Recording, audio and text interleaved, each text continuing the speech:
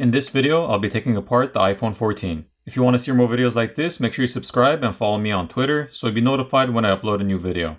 If you need any tools, there are links in the description. Also, if you're interested in seeing the drop test we did on this iPhone 14, make sure to check out the recent videos.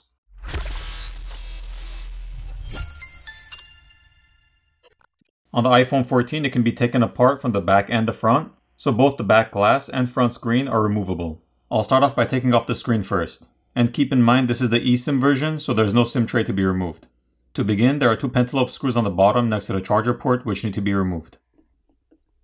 Now I'm going to apply heat to the front screen to loosen up the adhesive underneath, and then I'll be using a suction cup tool to help me lift the screen up, so I can fit a pry tool in between the screen and the frame, and run it along the edges to peel off the adhesive. Now the screen can be lifted up from the right to the left. There are two tri-point or tri-wing screws over the metal covers which need to be removed.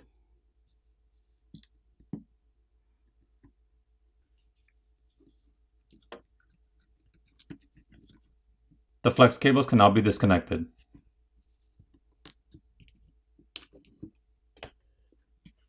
On the back of the screen, there are two tri-point or tri-wing screws holding down the metal cover.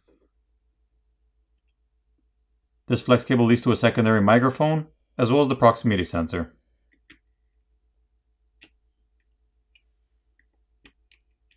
Here's a better look at that.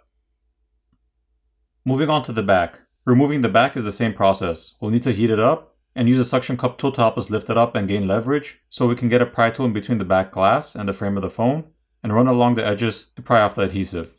Now the back needs to be lifted up from the left to the right. There's a tri-point or tri-wing screw which needs to be removed. The flex cable can now be disconnected. On the back plate, this flex cable connects to the wireless charging coil, the NFC, another secondary microphone, as well as the LED flash. At this point, there are four tri-tip screws or tri-wing screws which need to be removed.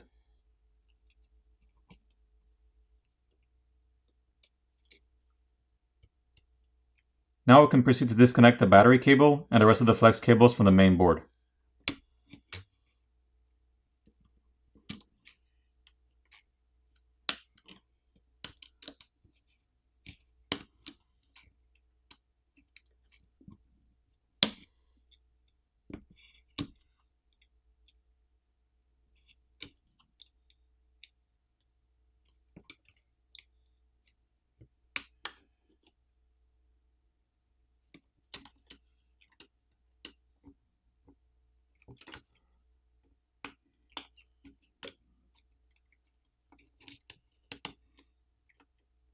The 12 megapixel front facing camera and Face ID can now be removed.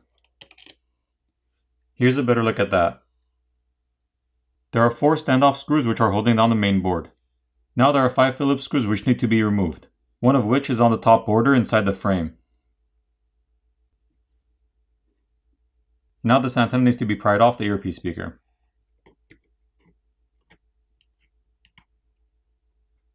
There's one more Phillips screw which needs to be removed. Here's a better look at this earpiece speaker and this antenna flex cable assembly which is held down with some adhesive to the speaker.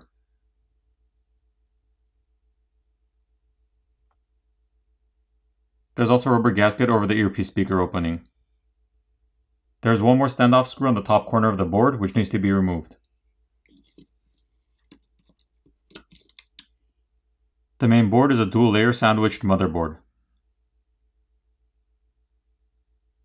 On this side of the main board, there's a 5G millimeter wave antenna, some graphite padding over the shields to help transfer heat, as well as rubber gaskets around the connectors. Here's a look at the other side.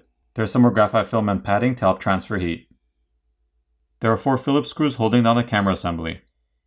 There's a metal contact piece in the square opening which will fall out once you lift up the camera assembly, so when you're reassembling it, you're going to have to make sure to put that back in. Just make sure the gold point is facing towards where the screen is.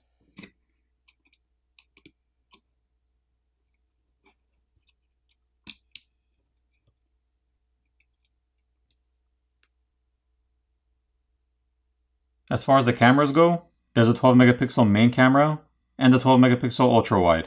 The main camera has sensor shift OIS or optical image stabilization. There are 3 Phillips screws on the bottom by the Taptic engine which need to be removed.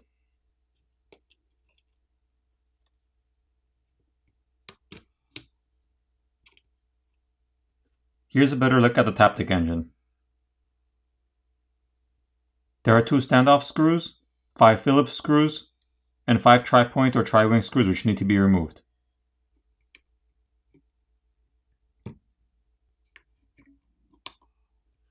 Here's a better look at the bottom speaker assembly. And there's a mesh filter and rubber gasket over the opening.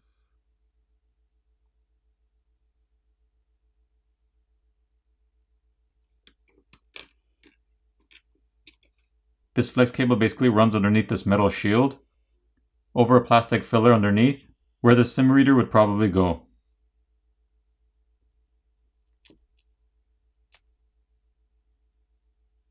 There are 3 more standoff screws and 2 more tri-point screws or tri-wing screws which need to be removed.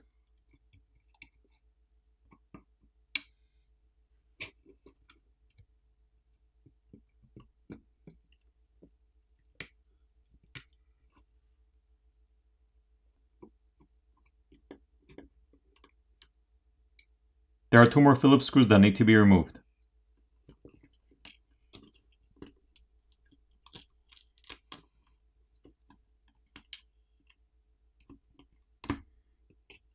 There are 2 microphones on this flex cable assembly, the charger port, some antenna contacts, as well as the barometer. To remove the battery, there are 2 adhesive pull tabs on the top to help you pry the adhesive off. However, I hate using those adhesive pull tabs, so I'm going to use some isopropyl alcohol and apply some to the edges of the battery and let it sit there for about 30 seconds to a minute, so it eats away at the adhesive underneath, making it easier to pry it off. Here's a better look at the 3279 mAh battery.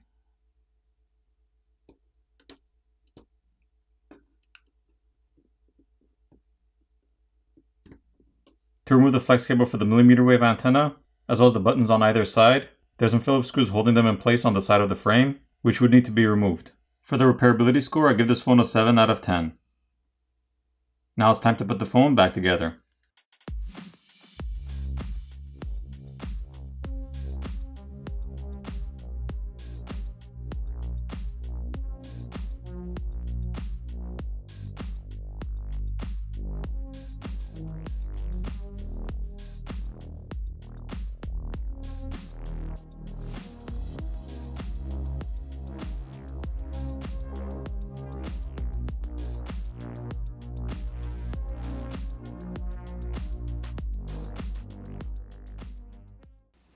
Once everything's back in place, power on the phone, and you're done.